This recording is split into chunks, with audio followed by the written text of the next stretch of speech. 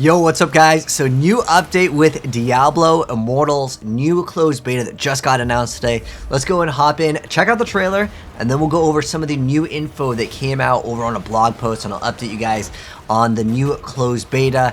And certain parts of the world will be able to access it right now, which is awesome. So they announced Become the Immortal. It's going to be a new 30 versus 1 mode, and that's going to be absolutely wild. I cannot wait to try out to be that one immortal. But anyways, we're going to see some of the newer skills as well as some new items that they're introducing. There's a new Heliquary raid system that they show off some gameplay of. Looks like there's a new move over there too from an enemy. There's obviously going to be newer enemies shown off. There's a new mode too, and they're upgrading the gems with a newer system, I guess. They are going to be also introducing set items. That's something that we previously didn't have in the alpha, so that's going to be cool to see what we do with sets. And it's not just 6 pieces that's a set. We can actually do multiple sets, and there's a new gem resonance system, which will be interesting to see. Obviously, new content, new areas, and that's basically the new trailer. But let's go and hop into more info. So, now that we've gotten some of the gameplay out of the way with the trailer, there's more content to cover, and I'll link this full post, but I'm not going to read every single piece of text on the screen. I'm going to give you kind of like a TLDR.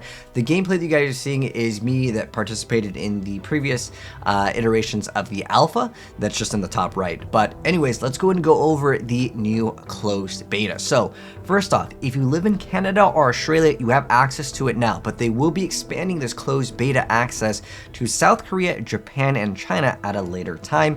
Who knows if they're going to be adding more. And if you guys are wondering, yo, Slaydra, how did you get access to it? I got access to it as a content creator previously. If I do get access to the closed beta, I'll provide as much content as I can for you guys. However, in terms of like gameplay, because I know some people just want to see gameplay, that's why I had some in the top right. But if you guys do want to learn more about it, like you guys want to see kind of what the end game looks like and the boss fights, and I'll compare it if I get access to the closed beta to what was previously shown off and that I did show you guys. It was almost a year ago now at this point, to kind of see like the evolution of the game. But I highly recommend you guys to check out the boss fight video. It's really cool. Bale is in the game as well from Diablo 2. So in terms of like the other areas, again, Canada, Australia, you have access to it on the 28th. We don't have the specific dates for when they're opening it up to more areas of the world, but nonetheless, yeah, it'd be expected later online. And if there's an update specifically for the US, because I'm guessing most of you guys are from the US that want access to this, I'll update you guys as soon as that does come out, but you can pre-reg and I'll give you guys the link as well as info on that as well. Just check the pinned comment for more content here. But the most important thing is really the new class. There's also a new skin or a face preset, because how it works in Diablo Immortal is you have a few different like presets that you can select from in terms of like how your character looks, and obviously if you equip armor, that's going to be something that changes as well. But they show off some of the newer skills as well as new gameplay here. It looks like there's an ability that like sucks the enemies over here, and I don't think we previously had that as a necromancer. I don't know the names of these skills yet, but that is definitely something new. It could also be a legendary power. I'm not positive on it, but I just like seeing all of the new skills. But this is a new update for the Cycle of Strife. So this is something I was really excited about. So you get to challenge the Immortal. So there's 30 versus 1. This is something that we previously didn't have, which is pretty cool. They're also making some announcements for the PvP in the game. There's going to be a battleground ladder, which I'm really excited about, and I'm definitely going to be rolling Demon Hunter for PvP, because I think it's one of the stronger class choices. Sometimes there's just a bunch of enemies, and that multi-shot and like some of the ranged attacks are very powerful. So we'll have to wait and see what they do with like the balance. Obviously, it's in the closed beta, so expect things to definitely change. But if you guys are looking at PvP, I definitely would recommend a ranged character.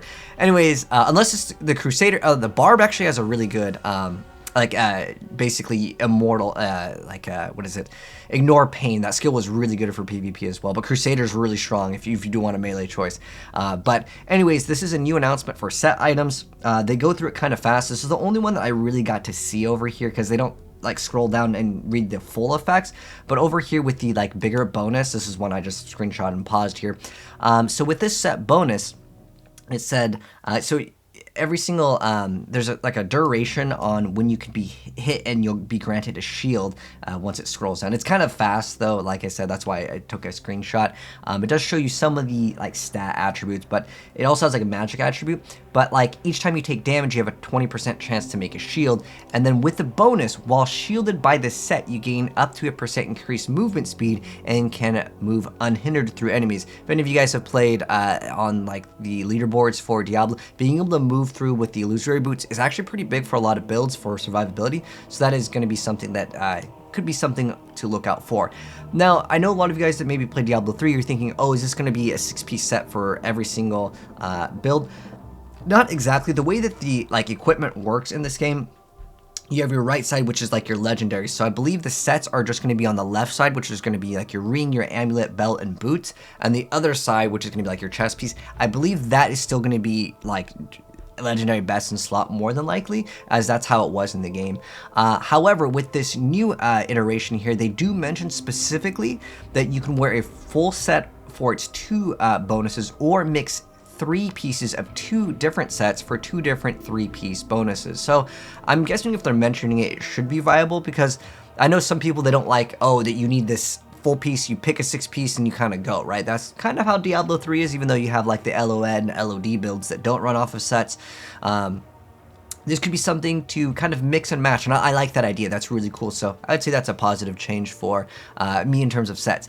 They're also adding enhanced item drops. We have Hell 4 now. It's another difficulty, probably going to give you more likely better items. And there's also some new thing here. It says dungeon drop set items and require a party of 4. So a lot of people want to know if you could do like SSF, like solo self found, where you don't party up. And it seems like this game is more so oriented around playing online with players, and it's specifically, if it says this for any of the solo players, you may not be able to get set items, and that could be a very big thing, because it says it requires a party of 4, but that number is in green, so maybe as you progress even higher, that could be lowered, it could be increased, we don't know, but I'm guessing that that number in green may be subject to change. But this is something important, that I did want to mention, as I primarily played the game solo when I was grinding in the alpha, and I was totally fine. Like, you can progress all the way through the game. In terms of difficulty, I didn't have any problems doing it solo, but if you're gonna have to have a party for this, then it does mean that you will have to play with people, because I know some people, they just like to solo, and that might be a little difficult. You might have to do some content with players. There's also an update to the Heliquary where you can rally up your friends. They show off some new gameplay. I don't know if I've seen all of those things yet. That looks like a new boss. I don't believe I remember seeing that boss previously, so that will be kind of cool. And also just seeing the Necromancer gameplay. I don't know if there's a Necro in here, but I definitely see the Wizard over there. But there's also a new update for the PvE in terms of like the bounties over here. So they mentioned specifically, it says, beyond the Heliquary, we're making changes to the various PvE activities. We want to provide players with choices about whether they prefer doing bounties, Elder Rifts, or dungeons to progress their character. You get to choose which activities you want to engage in, and no matter what you choose, you'll earn progress on the battle pass. This is a really nice change, because some of the things that you would do in the game, it's almost like a daily like system that you try to like get this done, and now you can do whatever you want, and I think that's a great choice, great options. Maybe they may incentivize for like your first one of the day. Some games do that, but you can do whatever you want, and I like it, so that's kind of cool as well.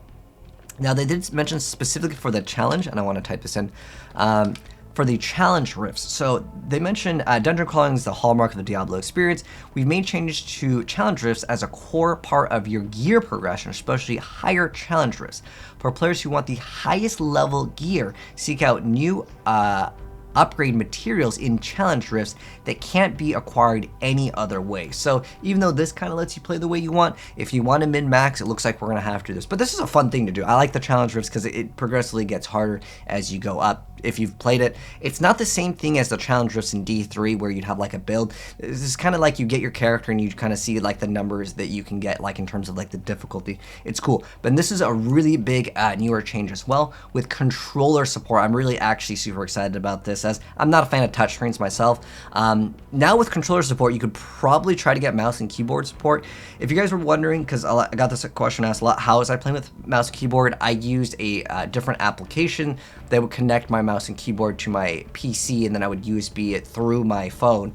There's lots of different ways to get controller to work. There's also a program called Octopus. I was playing with controller before, but to have it natively in the game is awesome because, you know, you don't have to worry about third-party applications and that kind of stuff. So this is really cool, but basically, they're enabling controller support. Here are the controllers that are supported, which is really cool. But for any of you guys that are like, you know, I want to play with this controller, it's not listed here, keep in mind, guys, this is just for the closed beta. They can open this up. You can actually buy a USB adapter with like a different like Bluetooth adapter, and you're probably going to be able to get it to work. It's probably just going to, you know, make you get an extra like USB device or something. So don't worry too much if you don't see the controller that you currently use. Now, in terms of the pre-reg, I'll also link this down below. It's via the Google Play Store, but you can pre-reg for this game already. In fact, this has been up for a very, very long time already. But that's how you may be able to get access to it. And once it obviously does go live, I'll make some sort of announcement for the US. But currently right now, Canada, Australia, and then we don't have a set release date on this, but that's the new info for Diablo Immortal's closed beta. But let me know, guys, what you think of this. I think it's looking pretty good. I'm mostly excited about the items having set items, because that's kind of like a cool thing that Diablo had that we didn't previously had, and I think the game is looking to be very cool. And I'll get you guys more gameplay of the closed beta if I do get access to it as soon as I can. But if you guys do want to see more Diablo videos, definitely check out the Diablo Immortal, which we show off all of the current boss fights that do exist in the game. But anyways, that's going to go ahead and wrap things up. If you guys enjoyed the video, drop a like on it. If it's your first time here and you want to see more Diablo content, hit subscribe, turn on the bell, and you'll definitely see more in the future. Take care, and I'll catch you guys in the next video. Let me know your thoughts down below, and I'm out. Peace.